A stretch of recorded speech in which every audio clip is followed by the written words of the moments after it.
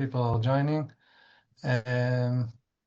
In the meantime, until we start, if you want, you can just put in the chat, just for a networking aspect, if you want to say a few words about yourself and maybe what you hope to accomplish in this session. So feel free to do this, put in the chat.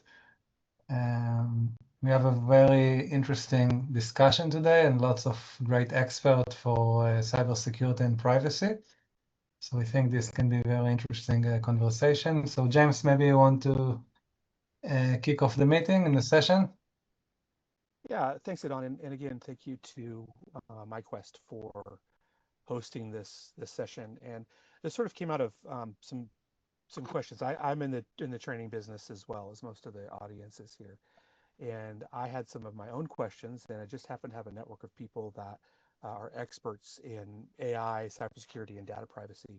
So we put together this panel discussion to talk about how to keep and maintain trust, as well as sort of make sure that our businesses are protected while managing the risk of using AI tools.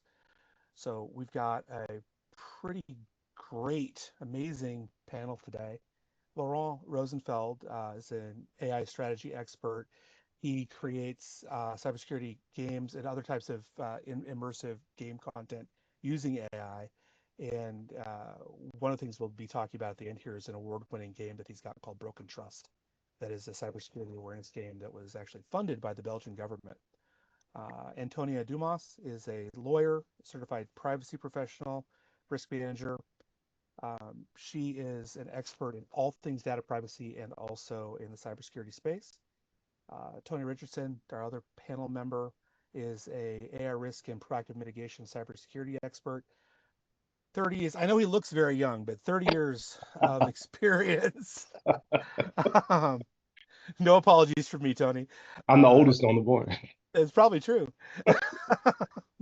30 years of experience in security intelligence systems. I know that he's worked with organizations from Fortune 500 organizations all the way to small, medium-sized businesses. And our panel today is going to be focused on the training and coaching business as far as the uses and possible risks of AI tools that are out there. So without further ado, I'm going to go over kind of a tiny bit of, I don't know, ground rules. If you look at my picture, I will, when I ask the question, I'll actually post it in my background so that we can keep the grid sort of big. So we'll be able to see the questions as well as see the group and interact with the group.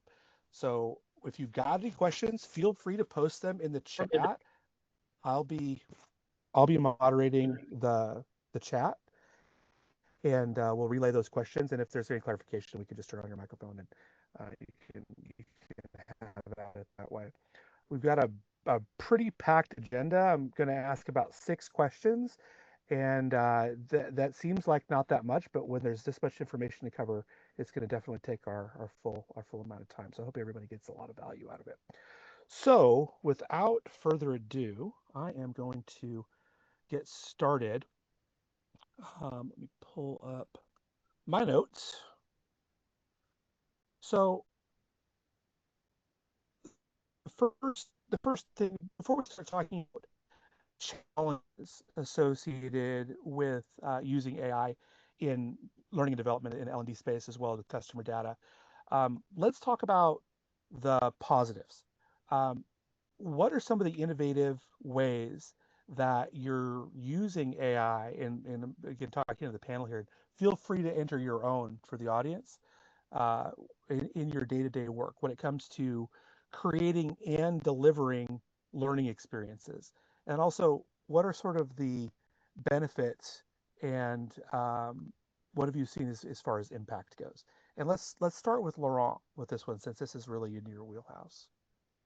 Thank you, James. So good morning, midday, or evening, everyone. I'm Laurent from Belgium, France. So if there's anyone from Europe, raise your hand. So basically, I specialize in game-based learning. I have a company called Beyond, and we normally work a lot with 3D, very immersive experiences. And with the start of what we call generative AI, we started really using it And I can say today that AI is like 80% of our work, the way that we're using it today. So a lot of generative content, some automated workflows, and basically whether it's starting with creating the strategy, creating the scripts of the games, creating, learning about what would be the focus of the game. Everything is users started with LLMs like ChatGPT, Claude, etc. Then you have all the content creations, images, videos, sounds. The whole games are vibe coded. For those who don't know what's vibe coding, it's actually coding programs by or with AI. And I can say that today the AI is so much advanced that what we do in a day, week, or month time is so much more than what you could do, that what we could have done before with a much bigger team. So positively, I would say that it brings tremendous impact. It's like having 10, 20 additional employees that understand what you want and help you create it. Very cool. And I've seen a lot of those same things. Tony or Antonia, do you have anything to add?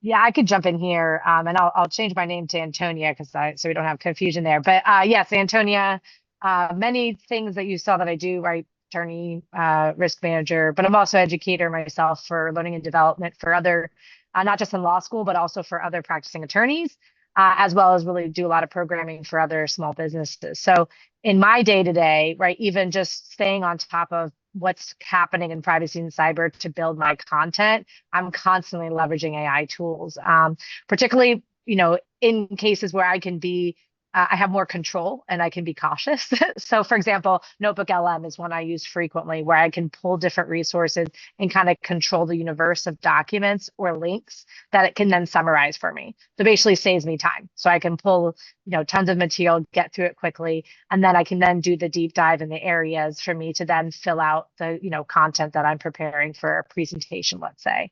But separately, I'm also an entrepreneur, right? Data Pilots is a business, one of the businesses that I have, but particularly with the navigating world as entrepreneur, I use it not just for productivity and efficiency, but really just having a central home base for information and even having a place I can go back to for my brainstorming, whether I'm pitching or strategies for new clients.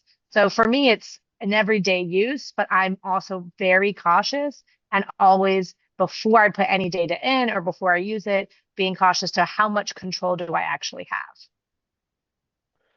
Excellent. So Karen has a question for you, I think. And Karen, I think you're asking, what is that tool called that Antonia mentioned? I'm thinking that's Notebook LM is one of Yeah. them. Notebook LM. Thank you. Thank you. All right, let's move on to the next question. Thank you guys for that. So the first question around the risk side is that recent studies show that 75% of workers are using unvetted AI tools at work. So from your perspectives, what's the real danger when employees do things like use ChatGPT to process customer data or Claude to write training content with proprietary information? And who's actually liable when something goes wrong? And Antonia and Tony, I'd love you guys to take on this one. Let's just call us TNT from here on out. I think that typically you're going to see lots and lots of attacks centered around cloud data, right? Because all the LLMs, the large language models that our artificial intelligence uses, this stuff exists out on the internet. So these employees are accessing something that's literally out there on the internet, open, that has not been vetted. It's either done through a website, they may download what they call a piece of software, an agent for it. But in doing so, they've opened up the environment and that business or that organization to a whole slew of threats, things like impersonation, so they can steal data, taking the data that they've actually fed into ChatGPT, for instance, and massaging the data, copying the data, using the data on the internet, taking what we like to call in the security industry private identifying information, PII, taking that information and utilizing it for other types of attacks. sometimes actually creating what they call a coordinated attack, like a botnet. That's what they call those, to attack other entities and take them completely down. Something like a Bank of America attack that you've seen before if you followed the banking industry. So that's just some of a taste of some of the things that can happen when employees use unvetted type products. They really should rely on their security teams and management to define what's safe, what's a good risk versus a bad risk. Antonia, can you talk about the liability aspect of that? Yeah, and I just piggyback on the sort of the need for not just best security practices, right, but just best practices also into use, right? So Verizon report recently, right, said human error contributes to 60% of the breaches. And when we talk about these 75% of employees using tools that may not be vetted, even if they use them, they may be using them wrong, or they may just be kind of oblivious to the potential privacy and security risks, right? 8% of employee activities are basically their error, right, really account for 80% of the incidents. So that is huge. And so how does that fit into, well, who's liable? Well, if it's my employee that did it, right, they didn't come to us and actually vet the tool, or they're using the tool incorrectly, that doesn't mean you're off the hook, right? In the world of data privacy, particularly information that could identify a person, there's more responsibility to that. And really the responsibility flows with the data. So if you have the data, you're responsible to protect it. If you're letting your employees access the data, you're responsible to make sure you put at least reasonable measures, which we could talk about that in a separate call, right? To make sure that they're doing the right thing and that you're mitigating the risk. Got it. And so what I want to go back really quick. This is something we're talking about in this topic is something called shadow AI, and I'd heard that term from the first time from this panel, and I thought, oh my gosh, that sounds so scary.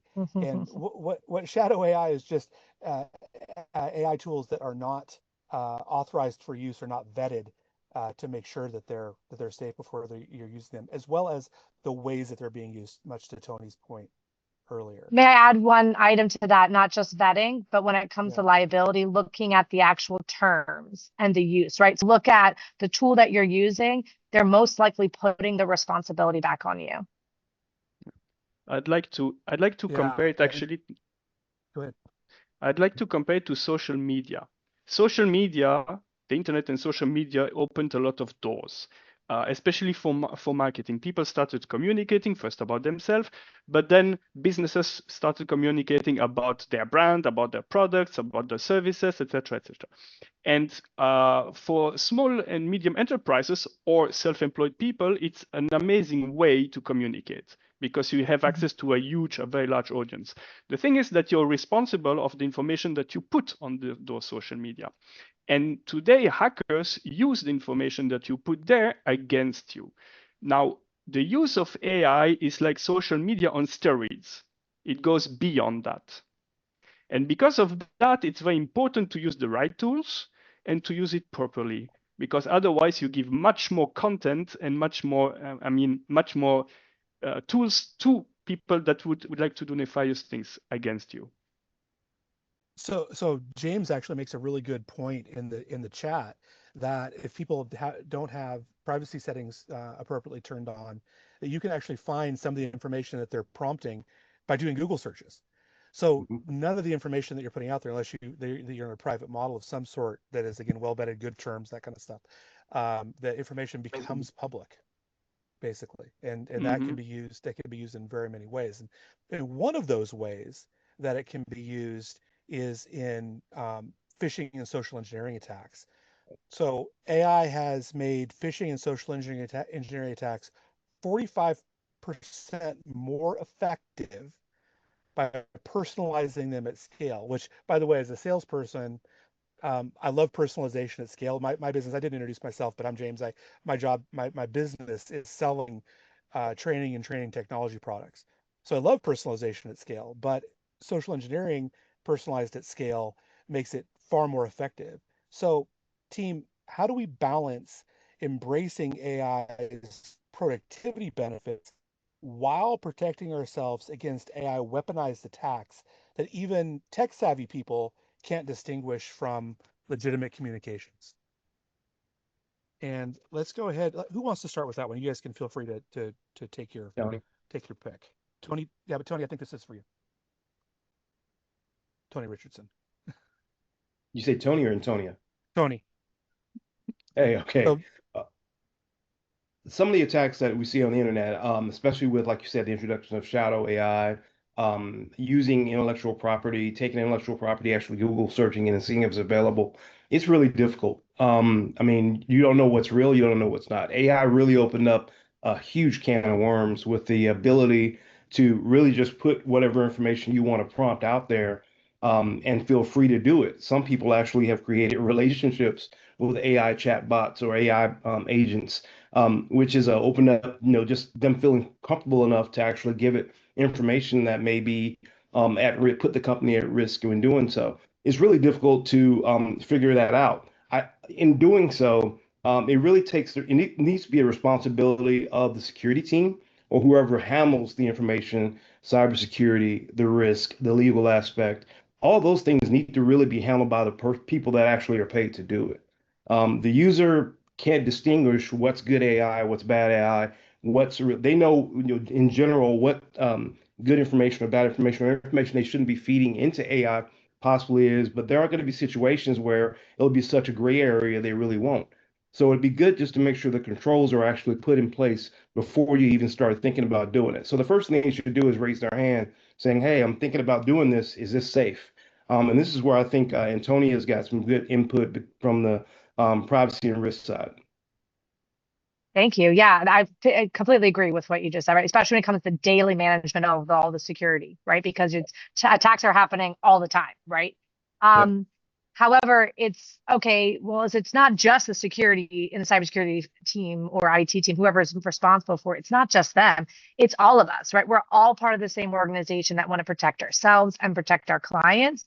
So it's really about, do you even have the awareness of what the potential risks are? Like, do you have that radar of, ooh, when I raise the red flag? When do I call in the cyber team? When do I stop an action and not take action to something or not share data a certain place?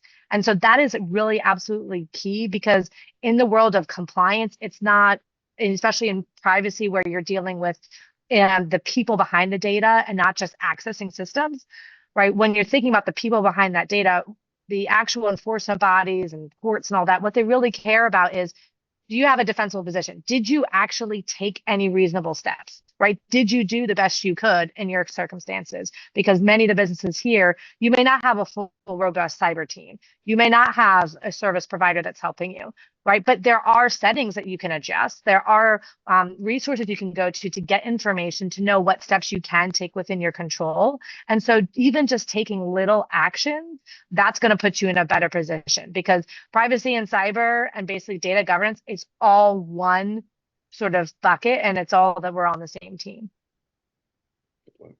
fantastic. So I'm going to just pause for a second. Does anybody have any questions at this point before we move on to the next thing?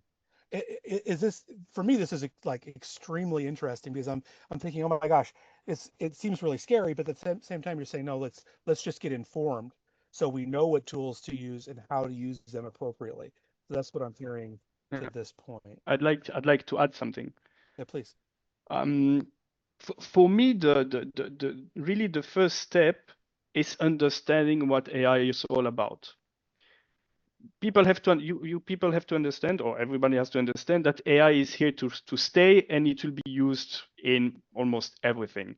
It is therefore really important to understand what is AI, how does it work, how can we use it, and what can it be used for, in favor or against you. And it's by understanding what AI is and can do that you can then put everything into place in order to have a safe environment. And that's how you build the culture, is by first taking the steps to create awareness and understanding. So training is definitely a very important aspect of it. So there's a really good question in the chat. To what extent and what should the golden standard be to use AI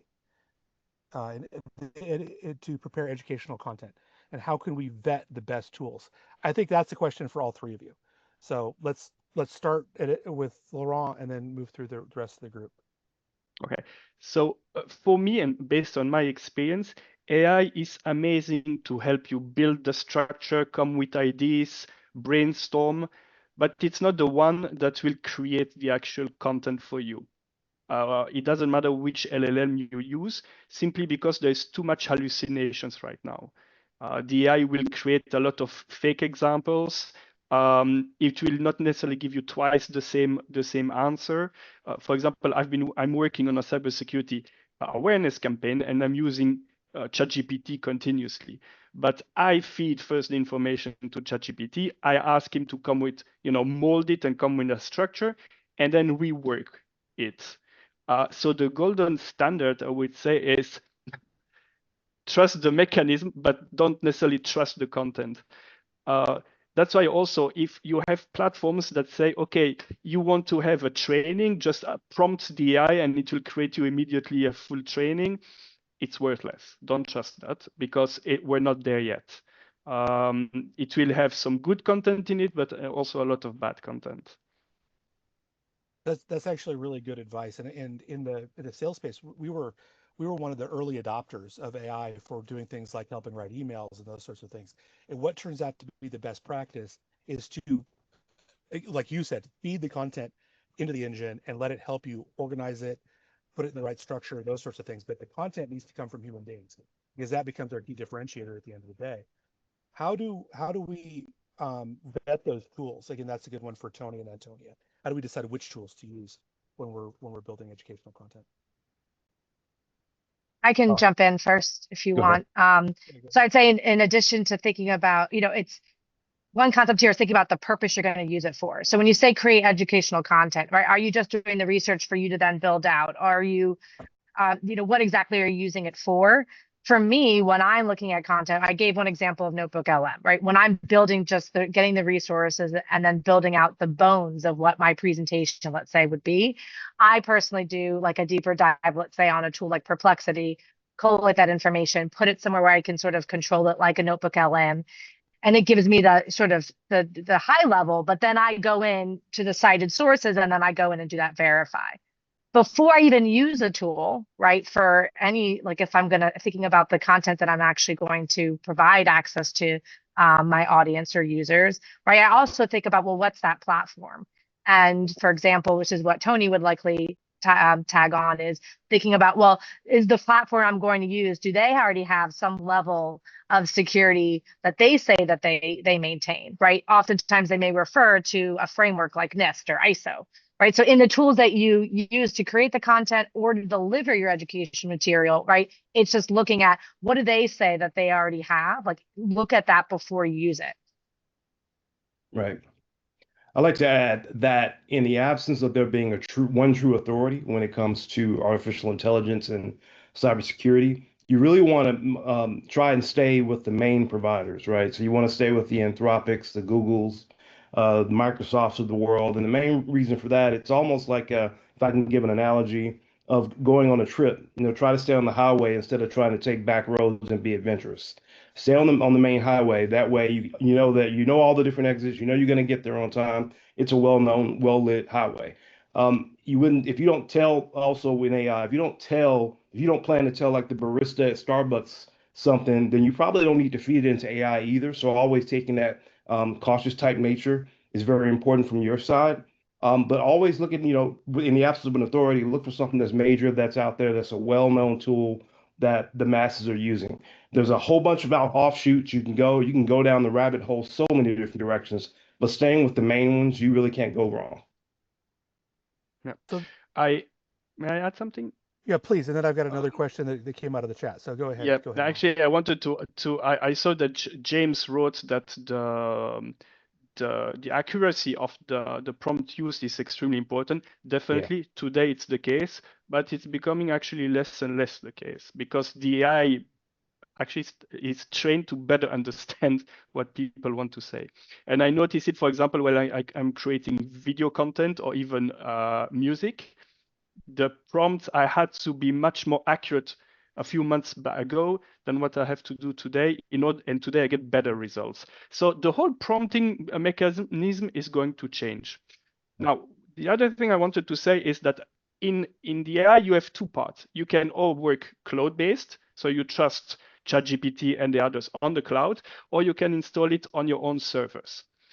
Very often you can put LLMs like Llama from Facebook, or you can even install Claude, or there are others that you can put on a, you take a VPS on Hostinger or something like that, and you have full control of what's happening within the LLM. The advantage of working with the cloud, it's much easier because you don't have to install and everything, and you don't have to maintain it. On the other hand, if you're working with your own servers, well, you have more control about the data, and you're sure that it's not going out. It remains under your control. On the other hand, very often the computing power is also less powerful. So working with it's a question of balance, and depending on what you actually need to use it for. That's really good stuff. Every time I talk to you guys, I learn more. There's a question in the chat, and this actually is sort of for Edon and sort of for Laurent. Is there a MyQuest AI security quest template available yet? If not, is there a possibility that it will be built? So Edon, is this something that you guys have thought about at MyQuest at this point? We have a security training template like that we offer to our customers. I don't think we did something specific for AI. So Laurent, if you want to build something like this and share it with our customers, I'm sure that many people will be happy about this. Okay, so I'm not sure about understanding what you mean with the template. Is it an actual quest or a template to be used? Olivia, go ahead and unmute. You can ask a question.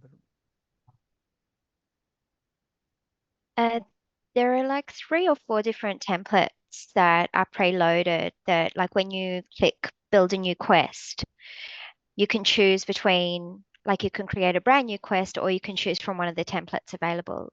So I was thinking that it would be a good opportunity after this, like, to piggyback off this presentation with our expert panel and AI to create a quest template. So I will say this: the way that I met Laurent is through a training game that is on the MyQuest platform called Broken Trust, and it talks about it's a game, and it's very immersive, and it goes through the emotional impact of social engineering when we're done with the panel discussion here. Okay, let's keep moving. So let's talk about the trust paradox. So we're saying, okay, look, you have to use it to be more productive, but we're also saying you got to be suspicious of increasingly sophisticated AI-generated content and content development strategies. So let's talk about how we actually build, and this actually goes to Olivia's idea too. How do we build a culture around risk management? Again, this is what we always talk about in the risk space that I was in for many years. It's not risk elimination, because there's no way to do that. Like, we'd have to live in a small box. But how do we create a culture of risk management when it comes to AI tools? And let's start with Antonia this time. Sure. So I've been, really been in this space specifically for the last, with emergence of GDPR laws in Europe impacting the US, right? The importance of having a more culture aware around cyber and privacy has been really important. And several years ago, it was more of a question of, do we have a carrot stick, right? Do we provide a reward for doing the right thing, or, following the right challenges, or do we sort of have more of a penalized sort of system? And the reality is it's really creating a culture where you have both the comfortability where you know that you can raise your hand, that you know that if there is something you're not sure about, that you're not going to get in trouble, right, for letting the cyber team know or letting your leaders know, but also still having that accountability factor, because sometimes it's even required, right? You have to make sure that when an employee or when a team member or even you do something wrong, right, that you make sure that you learn how to do differently the next time. And so really it's a culture that's really a mind shift change of, okay, privacy, cyber awareness, being intentional with our tools, especially those that are AI, that we want to have a culture that's both, providing that support and rewarding people when you do the right thing, but also know that there's accountability if something goes wrong.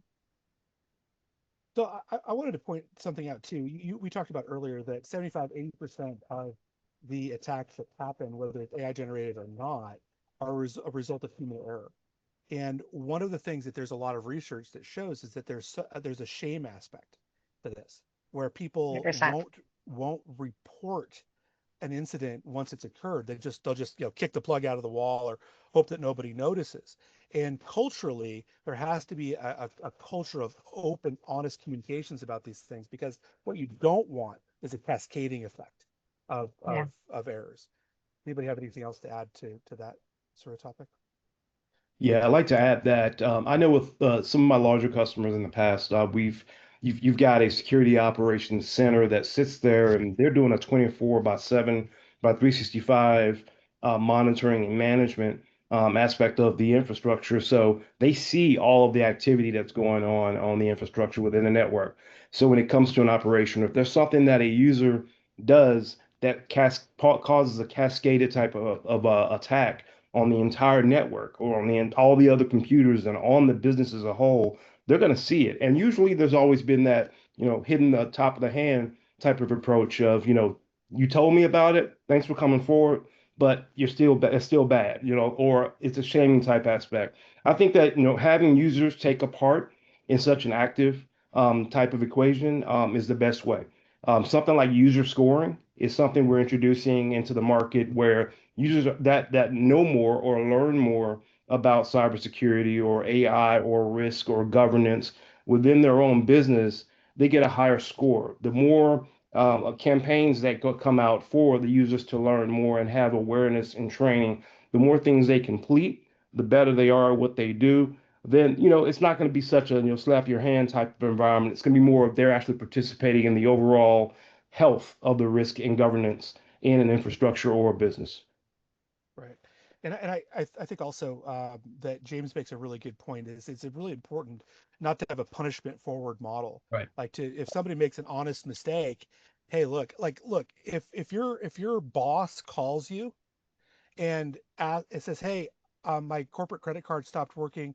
I'm at the rental car counter at JFK. Could you give me yours? You're going to do that, but that could be a deep fake AI, and that's an honest mistake, right? Didn't know it was going to happen. And I think Laurent, at this point, you had a tool that you wanted to use as an example here.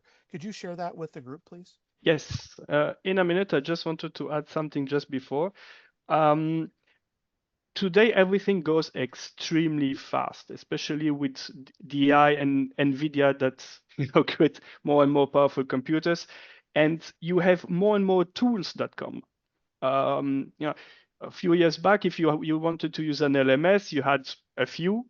Now today, a small team could create an LMS system very quickly. I mean, not as powerful as what MyQuest does, but something else or something very different. The thing is that with vibe coding, and I will get to it in a minute, people start creating a lot of tools that are not necessarily safe or that not necessarily well maintained.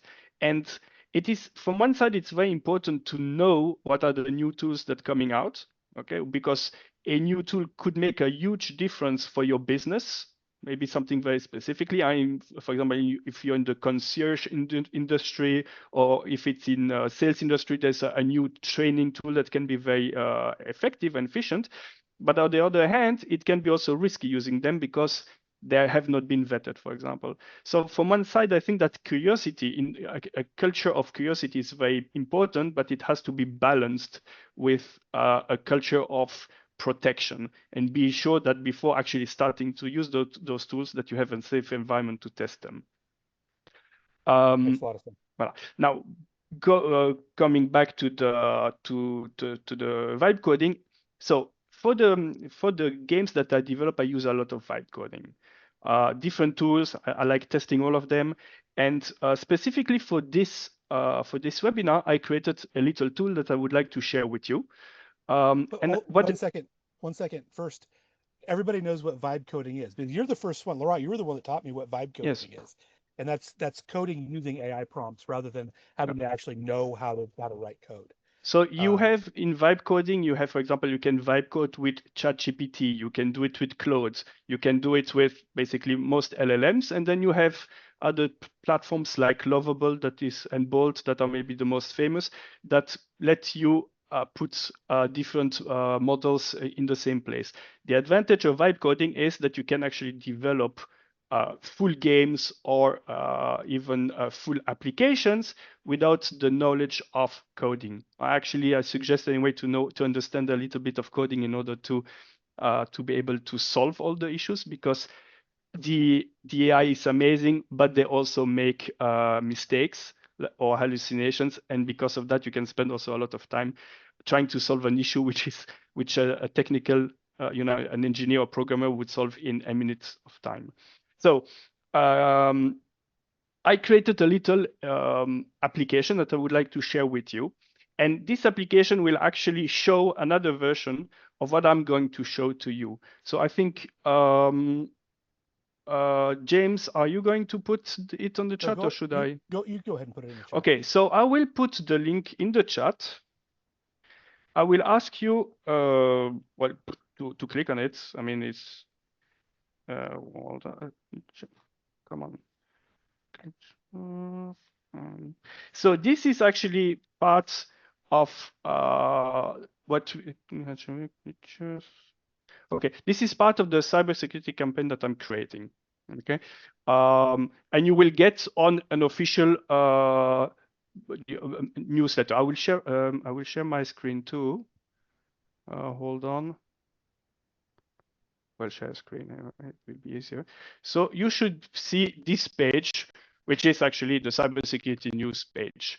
So raise your hand when you click on the link and you are on this page. Okay, I see other people raising. Just to know when you're there. Cool. Okay, so this application actually creates will be. What's happening? James? Something's happening. Huh? Okay. What? Why are you laughing? I've got. You've got? These little guys flying over the screen. What are you talking about? Someone else has flying guys over the screen? Okay, wait, let me see. I'll go on the application to see what you mean. Okay. Okay, so I will hide this. What do you mean? It turns out to be a video game. Like I could shoot it's like asteroids. I could shoot the little things that are flying all over the screen. I don't. Oh wait, what happened here? What is this? I have the same. What the? That's not what I created. System compromised. Critical system error. Your reality has been hacked. Oh my God, what happened here? Do you have this too? No, I don't have that. I don't have that either. Oh, this is a bad deal, Laurent. What did you do? Okay. Could be that it's because I used a Chinese AI, or maybe my AI has been hacked, but this wasn't. Well, actually, this was the objective of it. Yes, James, we all just got hacked. Okay, so basically, this is just a little game, nothing really serious. Wait, I will close it. So actually what I created here is a little application to create like a fake browser that will actually hack the website you're on, and you have different random objects. It can be a game, it can be music that you will have. It's nothing dangerous, you can close it. What I wanted actually to do here is ask first, how many people actually clicked on the link? Isn't there a raise your hand button or something like that to see for everyone? Oh, yeah. Would be nice to know how many people clicked on it. Okay, James is laughing. So James said just before we were talking about people not feeling comfortable by doing a mistake and not talking about it and not communicating with the rest of the team. Basically, everyone that clicked on this link made a mistake. Why? Because you basically trusted me, though you don't necessarily know me, even though Edan vetted about our team. And you clicked a link that you don't necessarily know about without any control. I could have shared, for example, a QR code, and this could actually have brought you directly to a ransomware page. In this case, it's just a little game, so nothing dangerous. But this is just to show that actually today, with AI, it's very easy to create mini games like that, but it's actually very easy to create viruses, ransomware tools, and other hacking tools. And everything is based on social engineering. And what is social engineering? Is you trusting other people. So with AI, we can create deepfakes. You could think that I'm actually Elon Musk talking to you or someone else. Or we can copy the phone of your mother, sister, or brother. There are a lot of tools today that can be extremely dangerous. And more information we have about you, easier it gets actually to hack you. And for example, just to tell you, being in France right now, I'm following the news daily, and it's almost daily that you have self-employed people getting hacked, fake invoices for hundreds of thousands of euros, fake invoices, fake phone calls, fake everything. There's even a magician that was they managed to steal from him 415,000 euros, making him pay on the wrong bank account. Why? Because they found out that this magician was constructing a new facility, and they pretended to be the company with whom he worked, basically the supplier. What they did is hack the information, get the information about the supplier, managed to get the template of the invoice, sent him a fake invoice, and he paid that invoice on their bank account. Laurent, literally yesterday, I got an email from our finance lady.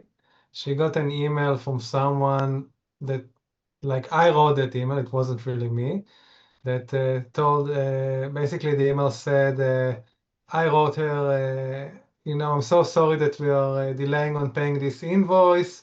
Please pay this right away. And she was sending it back to me and asked me, should I send it right now for payment? So literally, she was one step away from actually paying a fake invoice. So, and this happened yesterday. It's continuously, and therefore you shouldn't expect only big companies getting it. Even I get fake phone calls and fake emails. It's not just spams. It's not just phishing. It's going with AI. It's going beyond that. So I would like to say for all of you who didn't click on the link, congratulations, because this is a first step of protecting yourself. Yep. We had in our dry run, we had one person didn't click on it. So and Antonia wins the prize this time. She never clicked on it. Well, I kind of do, and I don't click on anything. Zero trust. Zero. That's right. All right. And again, that was feel free to use that, by the way. It's kind of a neat little thing you can play asteroids with it. You can have a different website and it works, right? It's a pretty neat little game. But if you have employees that you think that may be liable to click on something, you can share that with them. I think it's a really good point. Is it's not just big companies; those are the ones that hit the news. I did I was at a conference a couple weeks ago for a nonprofit organization, and one of the stats that came out of that was that small nonprofits have had phishing incidents go up by 48% in the last 12 months. That's 1 year, 48% increase for nonprofits. So that literally the bad guys are even targeting people that are trying to do good in the world. And obviously we all are trying to do good in the world, but for not a profit, right? And that's what's happening to the level of sophistication and how broad the problem is. I'm sorry. Go ahead, James. Go ahead, Tony. Let me add that the small to medium business market, there's a huge uptick in, I mean, just to add to what you said, mainly because they realize that there's so many small to medium businesses out there that have zero cybersecurity folks internally. There's no representation of an internal information technology or security team that sits out there and just looks at this type of stuff or the risk and actually takes care of it. There are managed service providers out there. There are managed service security service providers, but how many small companies can really afford like the companies like the big guys? Not many of them can. And there are very few cybersecurity managed companies that sit out here that actually are able to service small to medium businesses. I'd like to say I'm one of them, but shamefully, I will Shameless raise plug. my hand.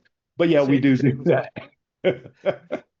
So, and this actually, this question is for you, Tony. So, one of the things that you said to me the first time we met earlier this year was that you have to assume you've been breached Yes, already. correct. You have been breached. Everybody So, has, yeah. what do you when you've discovered that you've been breached? What do you do? Wow, let's figure out how bad it is. That's probably the first thing I'd say. Triage. Figure out what the extent of the breach is. A lot of breaches, just to let you know, I mean, they aren't as ferocious or terrible as you would actually think. When I say that you've already been breached, there's probably been someone, some hacker, some group at some point that scanned a partner of yours, some other company that you communicate with or are connected to that has found your company or found your organization, and they probably scanned and just poked around your infrastructure. That's all they're really doing. They're not going to really do anything that's going to be harm in most cases. In the cases where they do, it may be ransomware, but they're usually going to look for your assistance in doing that. This is where we talk about the user piece of it, and that's where the user gets involved in the social engineering, the phishing, the vishing, all of those types of attacks. But you've got to assume that you've already had someone in your network. The same thing goes for home. If you gamed, if you've done anything at home, social media, chat online, Discord, any of that type stuff, you've got to already assume that someone's poked around your home network or your infrastructure as well. That's just the way it is. The thing is try to minimize the risk as much as possible. Try to figure out what you can do to plug all the holes that you can. There are free guides and tools that do exist on the internet, open source. And Antonia can actually point some of that stuff to you that's out there on the internet that can help you. But it's always good to assume that you've been breached and figure out how bad it is and limit the extent of the breach as much as possible. So I'm gonna bounce that over to Antonia to talk about it from the privacy side and the legal side. But I would also say that the first step is don't panic. Mm-hmm. It happens to everybody. It could be a big deal. It might not be a big deal, but don't just panic and kick the plug out of the wall. I think that's a lot of us that are not as technical. That's our first instinct. It's just to go, oh my gosh, what's happening? So, Antonia, do you want to add some more information on what Yeah. Tony had to say? Yeah, biggest thing is, not panic and don't be paralyzed, right? Because you need to take action. The sooner you take action, right, the more you can, what we say, mitigate the risk, right? Or basically lessen the impact for your operations or any potential impact to your customers, right? So when we talk about the breach, right, that's unlawful or unauthorized access, right? Which could happen as a bad actor attacking your systems or you falling for a trap like phishing. Or as we've also said, it could be something that's just human error, right? Someone sends an email to Melissa Smith, but ends up sending it to Mary Smith, who's not part of the organization. Really common, right? Spreadsheet with all the information, right? Credit card information, etc. You accidentally use the same user credentials, or you share it with someone else, or you didn't turn on multi-factor authentication, meaning you didn't require someone to access your system to provide more than just a password, right? You didn't take the extra step of making them provide more information to gain access. So that's really just thinking about security breach. When we think about compliance, right, which is, okay, you have to deal with what's happening to remedy it. And then based on what happened, are there things you could be responsible for or actions that you may be required to take? And that's really a concept of what we call a legal breach. And that really differs by the law that can be applied and by the data that you process. So really, it's best to know more about your business and your data before breach happens. But even as of today, thinking about, okay, what data do I have? Where is it? And is any of that data something that could be potentially more sensitive that I would have to put in extra steps to protect it. Because when there's an actual breach, right? Let's say I do business in 3 states, in New Jersey, DC, and Virginia, right? If all of my clients in those 3 states, I now need to go to the states of each of those 3 laws to see if the data that I have is going to trigger requirements under that law. The more places I am, the more laws I have to look at and possible steps I'd have to take, right? The more sensitive the data, the more steps I have to take. But even if you don't have legal obligations, you may just simply have a reporting obligation, meaning you may need to tell the people whose data could have been impacted that this breach happened. And sometimes just in that moment of telling them that happened, that can break your trust and reputation. So it's not just the once a regulator comes and once a case is filed, right? For a small business especially, even that moment that trust is broken, and then the things that come after that, you may not be able to survive that. And when we say we're targets, me also as a small business, of all the cyber attacks and in the last Verizon report, 43% of those were for small businesses. And when we're breached, if you don't have certain team support, if you don't have money sort of set aside to pay for the time and resources for service providers or for notifications, or if you don't have things like insurance to cover cyber breaches, right? That will often result to what we call extinction, right? You may actually have to close your business down, and we don't want that, right? So scary, but basically once something happens, the clock starts. And so the more that you can just be calm, work with your team to take the best steps within your power, the better.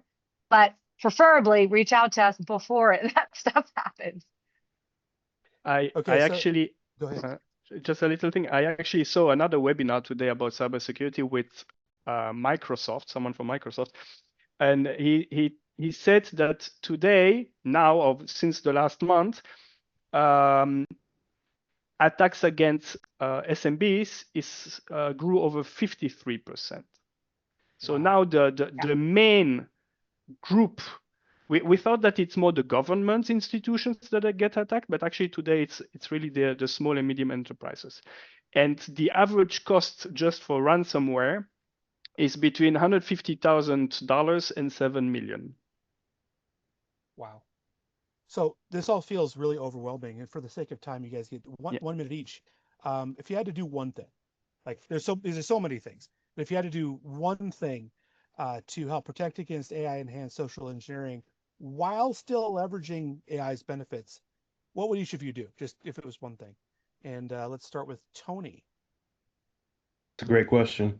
The one thing I probably would do is like kind of what Antonia and I both said earlier is look at which AI models are the most popular, the ones that are supported more. When you're looking at using an AI model, look at the cybersecurity or security protocols around it by actually looking on the web page. Usually they list what types of things they look for, or if they have a security team, they try to make you more comfortable. I would look for things like that.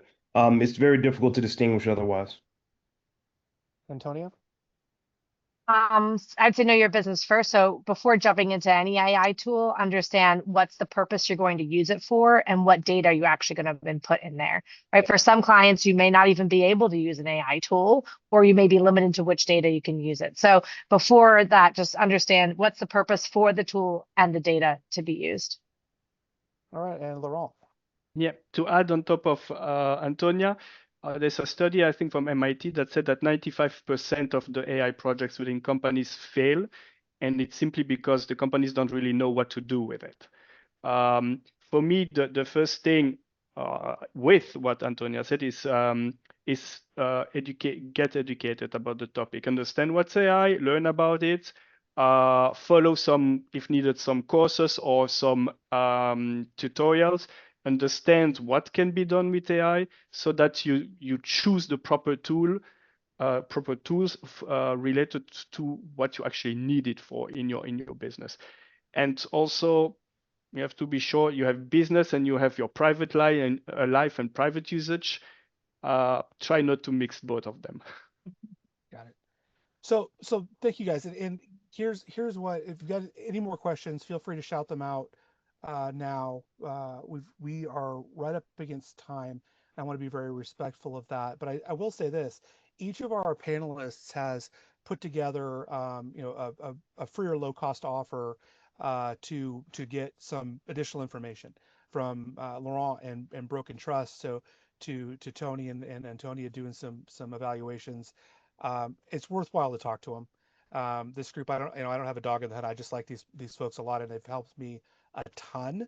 And awareness from my perspective, because I'm a training guy, awareness and enforcing the correct behaviors would be the top of my list from that perspective. So everybody's going to get an email after this, and this is the Broken Trust game, for example, is powered by MyQuest. Look at Capterra reviews. Look at online reviews.